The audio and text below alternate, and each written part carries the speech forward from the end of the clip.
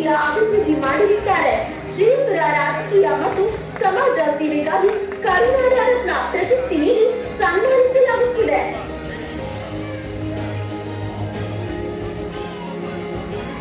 Next ಪರಮಾನಂದ ಬಾಲಿಬೋದಿರವರು ವೇದಿಕೆ ಮುಂಭಾಗ ಬರಬೇಕು. ಹಾಗೆ ನಾಗಜ್ಯೋತಿರವರು ಕೂಡ ವೇದಿಕೆ ಮುಂಭಾಗ ಬರಬೇಕು.